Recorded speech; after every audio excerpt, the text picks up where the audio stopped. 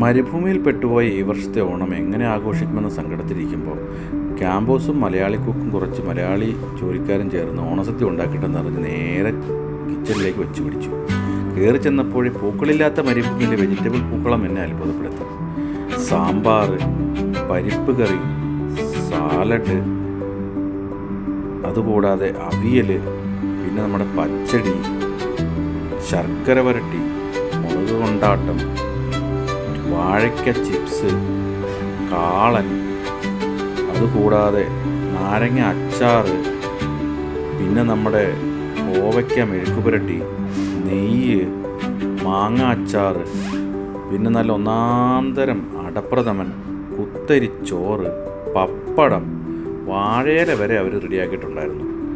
അതിൻ്റെ ഇടയ്ക്ക് പോയിട്ടൊരു സെൽഫി എടുത്തിട്ട് ഇലയിൽ സദ്യ നിരത്തി വെച്ചൊരു ഫോട്ടോ എടുത്തു. അത് കഴിഞ്ഞ് ചെന്നപ്പോഴത്തേന് നോക്കുമ്പോൾ നമ്മുടെ ശ്രീലങ്കക്കാരൻ ഓൾറെഡി കഴിച്ചു തുടങ്ങിയിട്ടുണ്ടായിരുന്നു. ക്യാമ്പോസിനും ഒരു സെൽഫി വേണമെന്ന് പറഞ്ഞ് അതെടുത്ത് കൊടുത്ത് ഞാൻ ചെന്നപ്പോഴത്തേന് ഓൾറെഡി അവർ കഴിച്ചു തുടങ്ങിയിരുന്നു. അങ്ങനെ ഓണസദ്യ സ്റ്റാർട്ട് ചെയ്തു.